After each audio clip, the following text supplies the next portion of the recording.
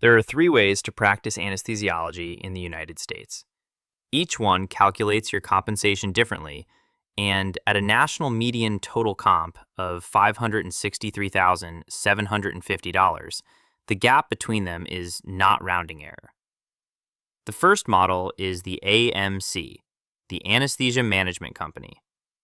A private equity-backed company contracts with a hospital system to staff their operating rooms and call schedule. The company then employs you. Your paycheck comes from the AMC. You work in the hospital, but you are not the hospital's physician. You are the AMC's physician. That distinction matters when you look at where the revenue goes. The second model is the private group, partnership track. A physician-owned group holds the hospital contract directly. Revenue flows into the group. Expenses come out. What remains is distributed among the partners. If you are on partnership track, you are working toward an ownership stake in that revenue. You are not an employee of a corporate entity. You are building toward a share of the practice. The third model is hospital employment or academic medicine. The hospital, or the university medical system, employs you directly. No intermediary company. Compensation is typically a base salary with some productivity component. Academic positions add a 21.5% median discount versus the national benchmark. Academic anesthesiology median is $442,647 versus $563,750 nationally.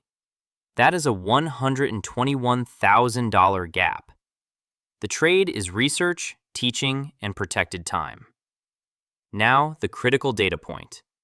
The national median for anesthesiology total compensation is $563,750. That is across 4,386 physicians. The mean is $577,278.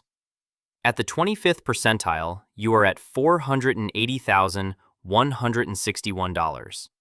At the 75th percentile, you are at $661,296. The spread from 25th to 75th is $181,000. That spread is almost entirely explained by which practice model you are in and how that model passes revenue to physicians.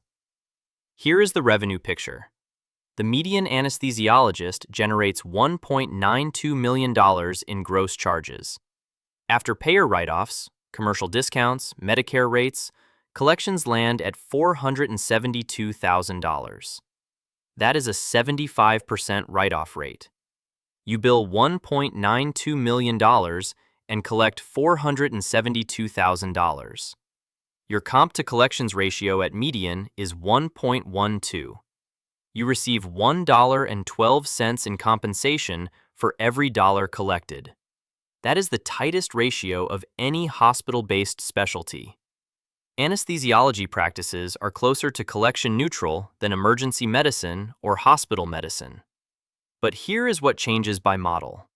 In an AMC structure, overhead, corporate management, regional infrastructure, investor returns, sits between the collected dollar and your paycheck.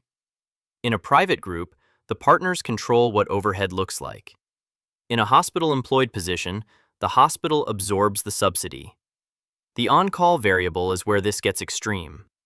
On-call compensation in anesthesiology has a median of $32,784 annually. The 90th percentile is $448,358. That is not a typo. The top decile of anesthesiologists earn close to a full additional median salary in on-call comp alone. If your contract has a call obligation without a defined daily rate, compare it against the national median daily rate of $2,000. A contract with identical base salary can produce $32,000 or $448,000 in additional annual compensation depending on what the call schedule and call rate look like. So the single question that cuts through all three models is this: what percent of the revenue I generate flows to me versus AMC overhead versus partnership distributions versus hospital margin. Not the dollar amount on the offer letter, not the sign-on, the structure, and exactly what it does to your paycheck over 5 years. Run your contract through the ClauseLine analyzer at clauseline.com.